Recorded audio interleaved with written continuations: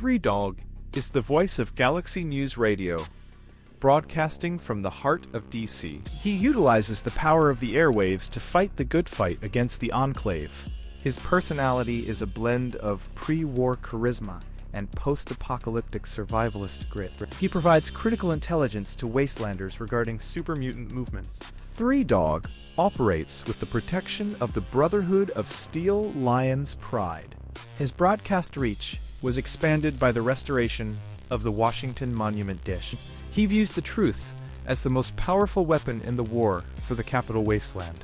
If silenced, his loss would be a catastrophic blow to the morale of the people. He is a master of psychological warfare, mocking the Enclave's false promises daily. Three Dog is the lighthouse in the dark, guiding survivors toward a better future. Preston Garvey is the senior officer and moral compass of the Commonwealth Minutemen. He was a survivor of the Quincy Massacre, where the Minutemen were nearly wiped out. His commitment to the protection of the people is absolute, even in the face of despair. Preston utilizes a specialized laser musket, a symbol of the Minutemen's ingenuity. He struggles with severe depression and the weight of failing his former comrades. His goal is to rebuild a network of settlements that can stand against the Institute. Preston values the safety of the community over any personal gain or power. He represents the hope that humanity can still work together for a common good. His trust is difficult to earn, but once given, he is a loyal and steadfast protector. Garvey is the architect of the Minutemen's rebirth in the Commonwealth. Enter Swan was once a low-level maintenance worker for the Institute's biology labs. He was caught stealing experimental supplies and sentenced to be an FEV test subject. The mutation initially enhanced his cognitive abilities, allowing him to track his own decay. Swan eventually lost his mind as his body expanded into a massive behemoth form. He claimed the Swan Pond in Boston Common as his final resting place and territory. His armor is crafted from pieces of the very swan boats he used to maintain. He is a tragic reminder of the Institute's utter lack of empathy for human life. His strength is unparalleled, capable of flipping armored vehicles with a single hand. Beneath the rage lies the remnants of a man who just wanted to be left alone. Swan is the guardian of a forgotten past, buried in radioactive silt. Mick Valentine is a second-generation prototype synth with a pre-war human consciousness. He possesses the memories of a Boston detective who died over 200 years ago. Mick operates a private detective agency in Diamond City, solving the Wasteland's mysteries. He was discarded by the Institute for being an experimental failure with too much free will. His synthetic skin is decaying, revealing the mechanical chassis beneath. Mick is a master of hacking and interrogation, using logic to dismantle his enemies. He bridges the gap between human and machine, possessing a unique moral code. His search for his own identity led him to the far reaches of Far Harbor. He is a respected figure in the Commonwealth, despite the public's fear of synths. Valentine is a relic of the old world, fighting for justice in a new one. At 1,000 subscribers, we are releasing 20 limited edition pins to random survivors in the ranks. Secure your spot by hitting that subscribe button. Tabitha is the eccentric leader of the state of Utobitha on Black Mountain. She is a nightkin who suffers from severe schizophrenia and paranoia. Tabitha broadcasts her madness over the radio with her robot friend Rhonda. She views second-generation super mutants as inferior to her elite nightkin. Her reign is enforced by a group of highly aggressive mutant snipers. She is obsessed with the idea of a paradise for all master races. Tabitha wears a distinctive wig and glasses to maintain her regal appearance. Her relationship with Rhonda is the only thing keeping her grounded. She represents the mental instability caused by heavy stealth boy usage. Tabitha is the queen of the mountain, ruling over a kingdom of ghosts. Myra Brown is the optimistic shopkeeper of Craterside Supply in Megaton. She is the primary author of the Wasteland Survival Guide. Moira is obsessed with scientific research and documenting the post-war world. She often sends travelers on dangerous missions to gather field data. Her enthusiasm is a stark contrast to the grim reality of the Wasteland. Moira is a master of jury rigging and repairing damaged technology, If Megaton is destroyed, she survives as a ghoul to finish her book. Her guide becomes a foundational text for survivors across the continent. She views every injury and mutation as a valuable learning opportunity. Moira is the unsung hero of Wasteland education and survival. Vault 22 was designed as a laboratory for advanced agricultural self-sufficiency. The experiment utilized the Bovaria mordicata fungus to eliminate the need for soil. The fungus mutated, infecting the human inhabitants and turning them into spore carriers. These entities operate with a hive mind, seeking to spread the infection to living hosts. Survivors fled to the Zion Canyon, inadvertently bringing the plague to the Mojave. The vault remains an overgrown tomb, filled with lethal plant life and toxic spores. Recovery teams often disappear within minutes of entering the lower research levels. The data inside contains the secret to solving hunger, but at the cost of humanity. Fire is the only known method of successfully purging the spore infestation. Vault 22 stands as a warning against playing God with nature's design. Dave is the self-proclaimed president of the Republic of Dave. His tiny nation is located in a fenced quarter of the capital Wasteland.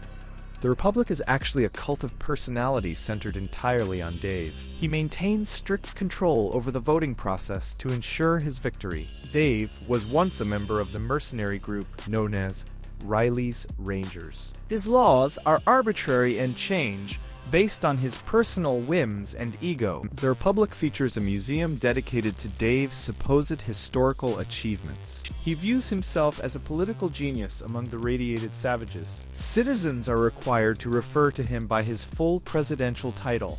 Dave is a comedic example of the petty dictatorships born from the ash. Did you know the Mirelurk Queen can lodge highly corrosive acid from its massive shell? This monstrous crustacean is the matriarch of all Mirelurks and is typically found near water. It can summon hordes of Mirelurk hatchlings to overwhelm even the most powerful enemies. Its thick armored carapace makes it almost immune to small arms fire, requiring heavy weapons. The Queen's powerful pincers can crush a human in a single devastating blow. It emits a guttural shriek that can disorient and terrify those in its immediate vicinity. The Mirelurk Queen is one of the toughest bosses in Fallout 4, often guarding valuable areas. Her acidic spit can melt through metal and flesh, making cover almost useless in a fight. These creatures often guard vital resources like water treatment plants or coastal settlements. Defeating a Mirelurk Queen is a badge of honor for any experienced wasteland explorer. Watch your back in the swamps, because she is always protecting her radioactive brood. The Mirelurk Queen is the ultimate guardian of the glowing waters, ready to spit death. The Zetans are a race of hostile extraterrestrials observing the Earth. They have been abducting humans for centuries to conduct horrific experiments. Their technology is far superior to anything found on the radioactive surface. They operate from massive motherships hidden in the Earth's orbit. Their weapons utilize pure alien energy capable of disintegrating targets. The Zetans communicate through a series of strange clicks and chirps. They were responsible for the crash of multiple scout ships across the globe. They view humanity as a primitive species, to be studied and harvested. Their existence remains a myth to most residents of the Wasteland. The Zetans are the silent watchers from beyond the stars. Ulysses was a frumentarius for Caesar's legion before discovering the Old World flag. He was the first to explore the Divide and witnessed the destruction of Hopeville. Ulysses carries a deep hatred for the Courier, blaming them for the loss of his home. He believes that symbols have the power to shape the future of the entire Wasteland. His breathing mask and duster are icons of a man who lives between two worlds. He attempted to use nuclear silos to reset the board of the Mojave conflict. Ulysses views both the NCR and the Legion as failed ghosts of the past. His knowledge of the Old World is surpassed only by his skill in guerrilla warfare. He is the shadow of Courier 6, a reminder that actions always have consequences. Ulysses walks the long 15, searching for a nation worth fighting for. At 1,000 subscribers, we are releasing 20 limited edition pins to random survivors in the ranks. Secure your spot by hitting that subscribe button, Harold is a unique mutant who has lived for over 200 years. He was present during the discovery of the FEV at Mariposa Base. A tree named Bob began growing out of his head decades ago. By the time of the capital Wasteland, Bob had completely consumed him. Harold became the center of a lush forest oasis in the dry desert. He is worshipped as a god by a cult known as the Tree Minders. Despite his leafy prison, Harold retains his cynical and weary personality. He wishes for a peaceful end to his long and strange existence. His life is a living bridge between the old world and the new.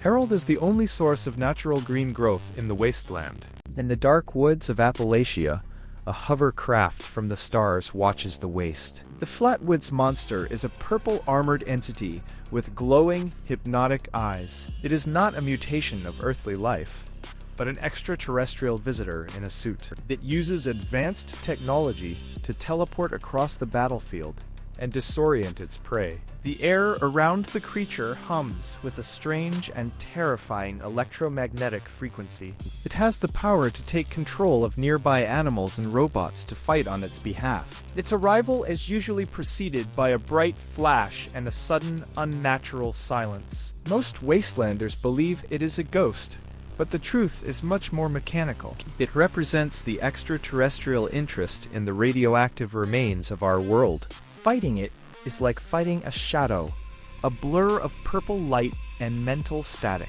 It is the ultimate interloper, a silent observer from a galaxy far, far away. Joshua Graham was once the first legate of Caesar's legion.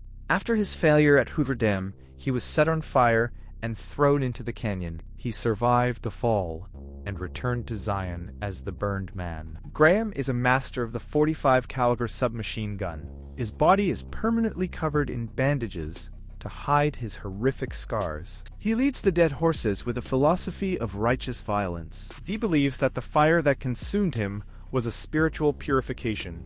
His voice is a calm rasp that hides a terrifying capacity for war. Graham represents the struggle between vengeance and redemption. He is the proof that even the most broken man can still be a king.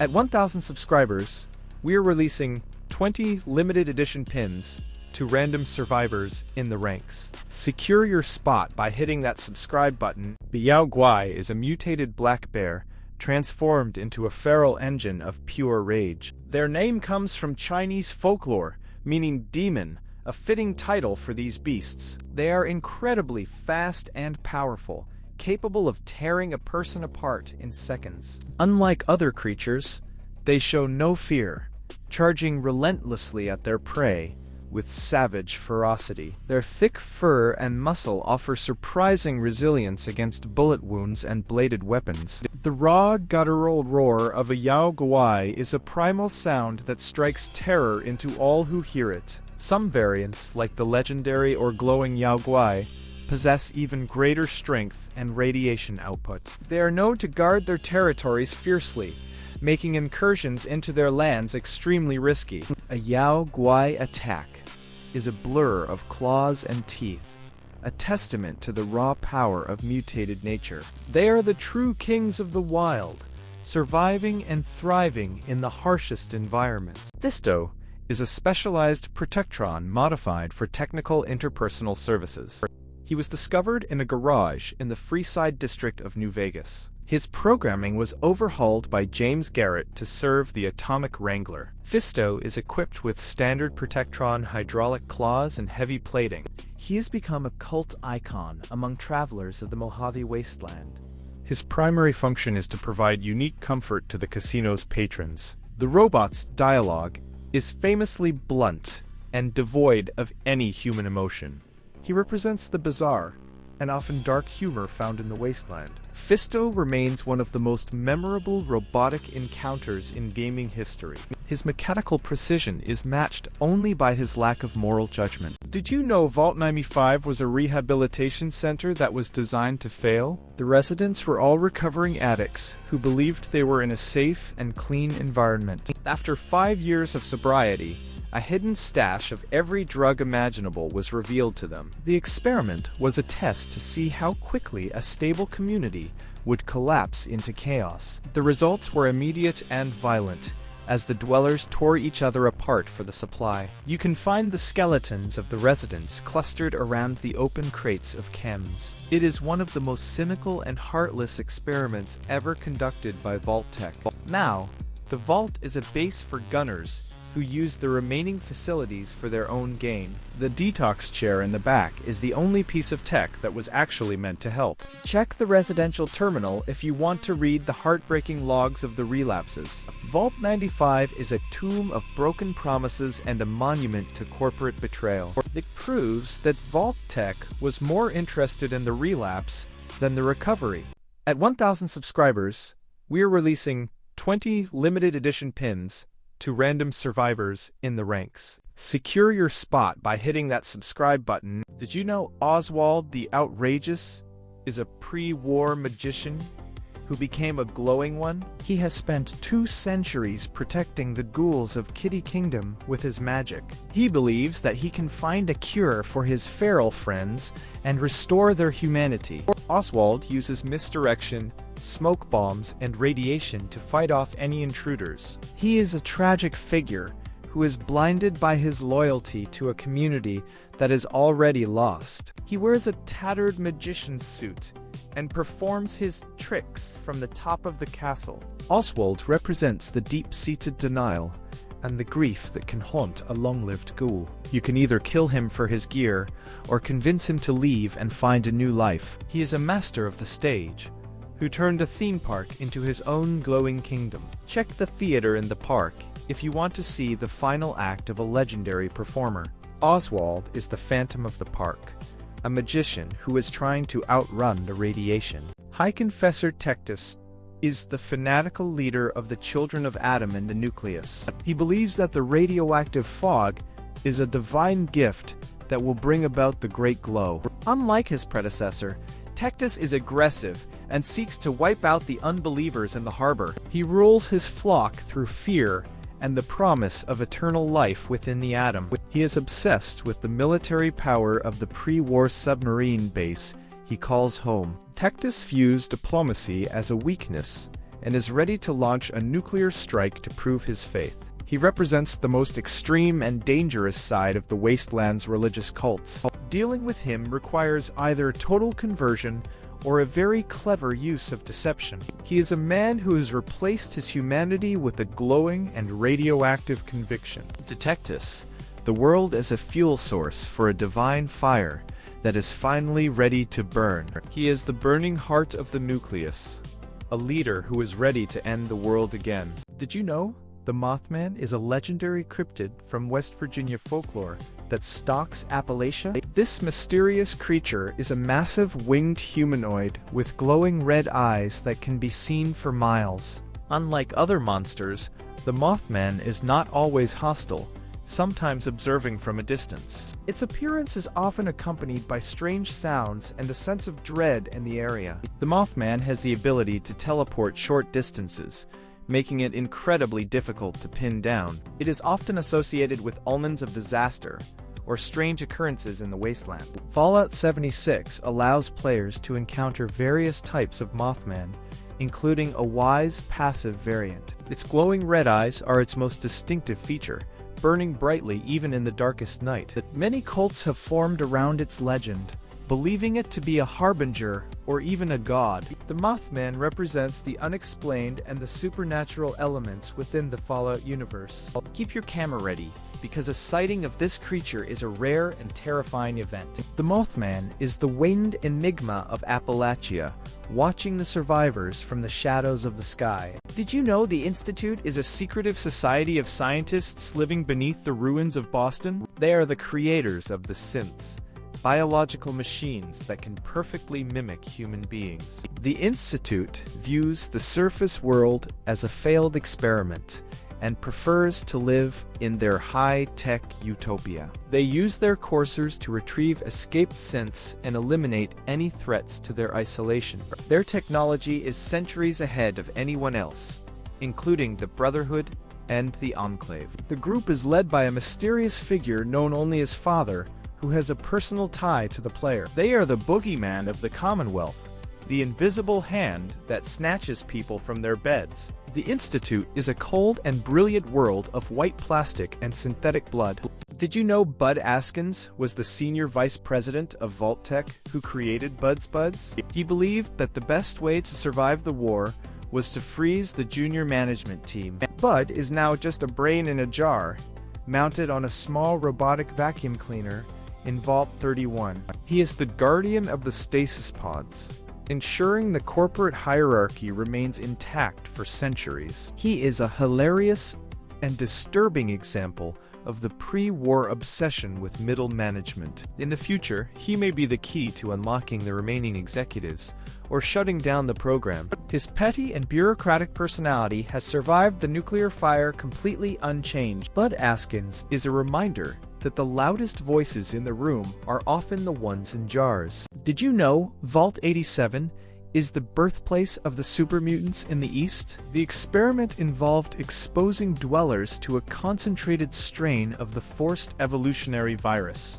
Vault-Tec used the residents as lab rats to create the perfect biological super soldier. The failures of these experiments are found in the medical wings as horrific centaurs. The successful ones broke free, slaughtered the scientists, and began kidnapping Wastelanders. You can find the original test chambers where the first mutants were created in agony. It is the source of the plague that has haunted the capital Wasteland for 2 centuries. Vault 87 is a cathedral of mutation and a monument to human cruelty. It is the dark heart of the Wasteland's evolution, written in green blood and steel. Did you know that boomers are a xenophobic tribe of vault dwellers who live in Nellis Air Force Base? They are obsessed with high explosives and pre-war aviation technology, especially the B-29.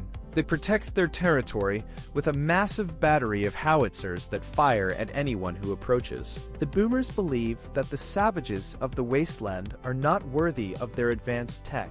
If you manage to survive their bombardment, they reveal themselves to be a highly organized society. Their dream is to take to the skies and rain fire down on their enemies from the clouds. They represent the isolationist and militaristic mindset of a vault that actually succeeded. Side with them, and you gain the most powerful long-range fire support in the entire Mojave region. They are a culture built on the boom, where every child is taught the science of the explosion. Check the hangars at Nellis if you want to see the silver lady that they worship as a goddess. The boomers are the masters of the sky, waiting for the day they can finally fly again. They are an explosive paradox, a peaceful community that is ready to blow up the world. Did you know Captain Avery is the leader of Far Harbor who carries a dark and synthetic secret? She is the primary voice of reason, trying to prevent a total war between the 3 factions. In reality,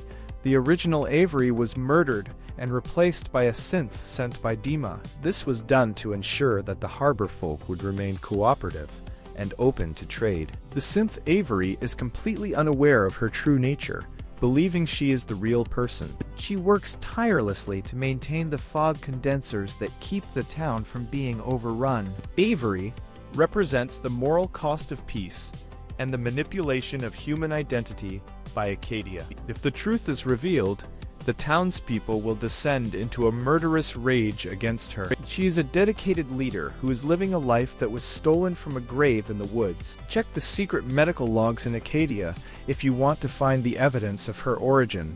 Captain Avery is the anchor of the town, but her chain is made of digital lies. Did you know? Vulpes Inculta is the mastermind behind the Legion's most subtle and horrific psychological warfare. As the leader of the Frumentary, he is Caesar's top spy, infiltrator, and master of disguise. He is most famous for orchestrating the Nipton lottery, where a whole town was judged and slaughtered. He wears a wolf headdress and explorer's armor, a visual signal of his rank and his predatory nature. Unlike Atlanteus, Vulpes doesn't rely on brute force. He relies on sabotage and subversion. He was responsible for the destruction of Camp Searchlight, releasing radiation that killed an entire NCR company. He views himself as a surgeon, cutting out the corruption and the weakness from the Mojave Wasteland. He is a devout believer in Caesar's dogma, punishing disloyalty and in action with brutal efficiency. He has visited the New Vegas Strip many times in disguise, mocking the NCR's security to their faces. He is a cold and calculating killer who believes that fear is the only language the Wasteland understands. Meeting him in Mipton is one of the most chilling encounters you can have in the entire Mojave. Did you know Cooper Howard was once the most famous movie star in pre-war America? He was the face of Vault Tech before discovering their plan to start a nuclear war. As a ghoul, he has survived for over 200 years by being the most lethal bounty hunter in the Waste. By the end of Season 2, he has finally reached the gates of New Vegas to find his family. He believes his wife and daughter might still be alive in a high-level Vault Tech facility. In the future, Cooper will likely face off against the very people who turned him into a monster. He is a living relic of the old world, seeking vengeance against the corporate masters of the new. Watch his holotapes to understand the dark secrets he uncovered before the bombs fell. The ghoul is the ultimate survivor, fueled by lead, chem, and a 200-year-old grudge. Did you know fog crawlers can perfectly blend into the thick, irradiated fog of the Far Harbor DLC? These massive crab-like creatures are indigenous to the island and are almost impossible to spot. They possess incredible strength, capable of slamming targets with their heavy claws and limbs. Their bodies are covered in a thick exoskeleton, offering natural protection against attacks. The fog crawlers often use the dense mist to ambush unsuspecting travelers and settlers. They emit a chilling, almost mournful roar that echoes through the silent, misty forests. These creatures are one of the most unique and challenging additions to the Fallout 4 bestiary. Their origin is tied to the unique radiation and ecosystem of the Far Harbor Island itself. Some legendary variants can even regenerate health or radiate a powerful aura of mist. Watch your step and listen closely, because the fog itself might be alive and hunting you. The fog crawler is the silent predator of the mist, waiting to drag you into the depths.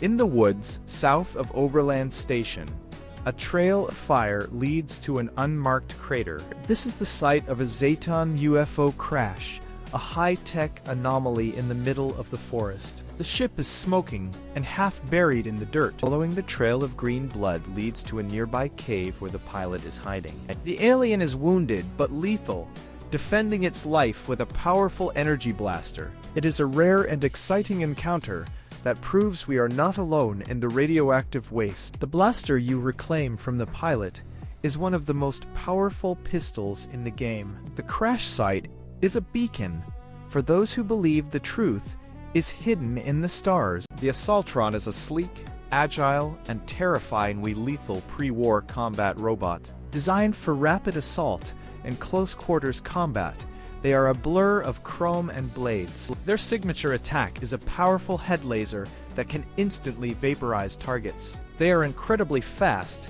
capable of closing distances in a blink, and delivering devastating kicks. The Assaultron's voice is a chilling, robotic female tone, often warning of impending termination. Their integrated arm blades are razor-sharp, slicing through flesh and light armor with ease. From the Commonwealth to Appalachia, these robots are often found in ruins and factories. They possess advanced tactical AI, often flanking and isolating targets before striking. Even when disarmed, their bare fists can deliver powerful, stunning blows in close combat. Engaging an Assaultron requires precise aiming to disable their head laser or limbs. They are a terrifying example of how elegant and deadly pre-war technology could truly be. Colonel Cassandra Moore is the iron fist of the NCR military in the Mojave Wasteland. A former ranger, she rose through the ranks by being more ruthless than her enemies. She has no patience for diplomacy and believes that total conquest is the only path to peace. Moore is the one who gives the order to eliminate the Brotherhood of Steel and the Great Khans. She views any faction that is not part of the Republic as a threat that must be neutralized. Her background as a ranger gives her a deep understanding of the Mojave's brutal geography. She is a cold and calculating strategist who values results over morality, or ethics. To Moore, the NCR is a machine of progress, and anyone in the way is just a gear to be crushed. She represents the expansionist and uncompromising side of the new California Republic. Working for her requires a stomach for blood and a total devotion to the NCR flag. She is a soldier who has traded her humanity for the efficiency of the war effort. The biggest mystery of the Great War is who actually dropped the first nuclear bomb. While the history books blame China, a dark theory points directly at Vault-Tec. The corporate executives had everything to gain from a world that was completely destroyed. They needed the apocalypse to happen to validate their multi-billion-dollar investments. The TV series finale finally hinted that the corporation was ready to pull the trigger. If peace had been achieved, the vaults would have been a massive financial failure. They viewed the end of the world as a market opportunity for a corporate master race. Evidence in the games shows that many vaults were prepared exactly for the October date. It is a chilling look at a company that manufactured the very end of human history. The bombs weren't just a result of politics, they were a business decision for the elite. It is the ultimate corporate crime, a total erasure of the world for a better profit margin. Did you know the mega sloth is a mutated descendant of the common three-toed sloth? Despite its terrifying size, the mega sloth is actually a largely passive and gentle creature. It only becomes hostile when its territory or its young are threatened by intruders. The creature has mushrooms and flora growing directly on its back, creating a miniature ecosystem.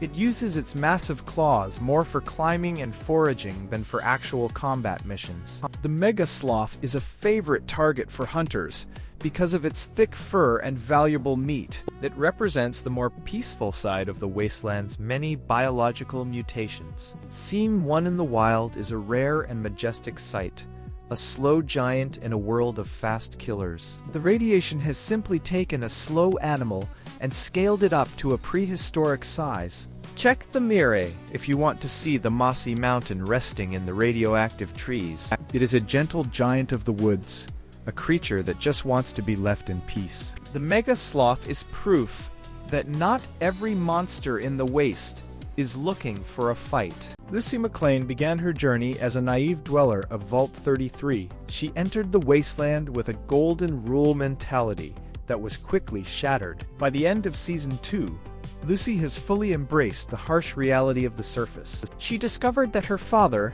Hank, was responsible for the destruction of Shady Sands. Now traveling with the ghoul, she is hunting down the remnants of Vault-Tec management. Lucy has transformed from a sheltered optimist into a hardened Wasteland survivor. She carries the weight of her mother's death and her father's ultimate betrayal. Her future lies in the neon ruins of New Vegas, where she seeks the truth about the end of the world. She is no longer looking for a peaceful life. She is looking for total accountability. Lucy represents the bridge between the pre-war ideals and the brutal post-war truth. She is the protagonist of a new era, walking the path between light and shadow. Did you know Tinker Tom is the brilliant but completely paranoid technical genius of the railroad? He believes the Institute is putting nanobots into the air and the food to track every human. Despite his conspiracy theories, he is responsible for all of the railroad's advanced equipment. He created the ballistic weave technology, which provides incredible protection for standard clothing. He is obsessed with hacking the Institute and frequently tests experimental serums on himself. His workshop in the Old North Church is filled with high-tech gadgets and radioactive junk. Tom is a character who balances the heavy themes of the game with a bizarre and frantic energy. He is a reminder that, in the Commonwealth, being a little crazy might just be the only way to stay sane. Did you know Hank McLean was a high-level executive for Vault-Tec before the war? He was a personal assistant to Cooper's wife, Bud, and a member of the Inner Circle.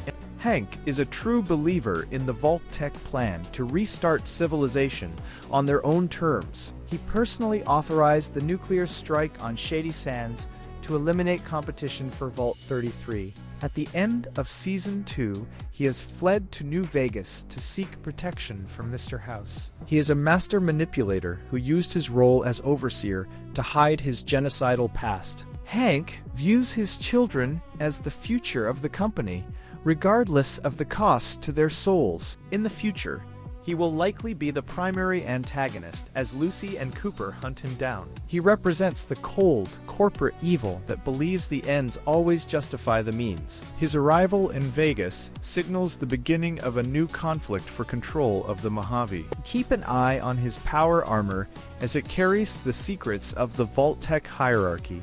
Hank McClane is a man who destroyed the world twice to prove that he was right. Did you know the man who built Caesar's Legion was originally a scholar from the NCR? Born Edward Sallow, he was a member of the Followers of the Apocalypse and a student of history. During an expedition to the Grand Canyon, he was captured by tribes and used his knowledge to survive. He taught the Blackfoot tribe how to clean their weapons and use basic military tactics to win. Inspired by ancient Roman texts, he renamed himself Caesar and began a campaign of total conquest. He spent decades conquering 86 tribes, forging them into one legion. Caesar believes in Hegelian dialectics, viewing his war with the NCR as an inevitable clash of ideas. Despite his power, he is a mortal man suffering from a brain tumor that threatens his entire project. He is a hypocrite who bans advanced technology for his soldiers while using an autodock in his tent. Without his leadership, many believe the Legion will collapse into a brutal civil war. Did you know Sturgis is the primary engineer and the secret heart of the Quincy survivors? He is a master of repair, capable of fixing anything from a power armor frame to a water purifier. Despite his humble attitude, he is the one who designs the plans for the teleporter to the Institute. He is a man of few words, preferring to let his hammer and his terminal do the talking for him. His terminals reveal a man who is deeply dedicated to his friends and the hope of a new home. He is actually a synth, although he is completely unaware of his own true origins. This makes him a unique example of a synth who has fully integrated into human society. Did you know Deacon is the most mysterious and frequent liar in the entire Commonwealth? As a master of disguise for the railroad, he changes his outfit almost every time you see him. He has been watching the sole survivor since they first stepped out of Vault 111.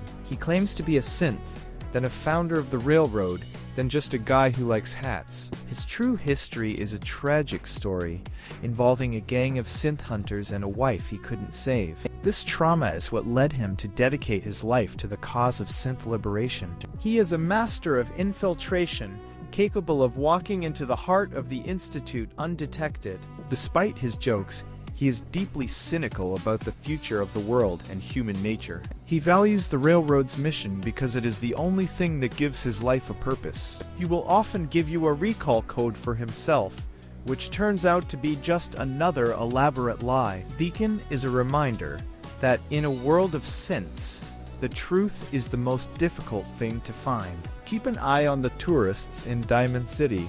You might just be looking at him right now. Did you know Mr. House predicted the Great War down to the exact day? Robert House was a technical genius who founded Robco Industries. At just 22 years old, he was cheated out of his inheritance by his half-brother, but still became a billionaire by age 30. On the night of the blast, he personally disarmed or destroyed nearly 70 nuclear warheads. To survive the centuries, he wired his brain into a supercomputer and put his body in stasis. He isn't just the leader of New Vegas. He is the city's hardware and its soul. He spent 2 centuries and a fortune searching for a single piece of tech called the Platinum Chip. If you unplug him, you are just killing a man. You are killing a pre-war vision of the future. Make sure you fulfill your contract, because Mr. House always has a long-term plan for his property. Frank Horrigan is the most terrifying monster the Enclave ever created. Standing 12 feet tall, he is a unique super mutant fused into a suit of power armor. He was once a human Secret Service agent before being accidentally exposed to FEV. The Enclave didn't kill him. They experimented on him. turning him into a cybernetic titan. His armor is grafted to his skin, constantly pumping him with stabilizing drugs and combat stims. He doesn't consider himself a mutant. He considers himself a patriot with a job to do. He can rip a Deathclaw in half with his bare hands and shrug off plasma fire like rain. Most Enclave soldiers were too afraid to even stand near him during field operations. He is the ultimate enforcer, a walking apocalypse designed to cleanse the wasteland of life. Even after being blown in half, he still had the strength to taunt the Chosen One.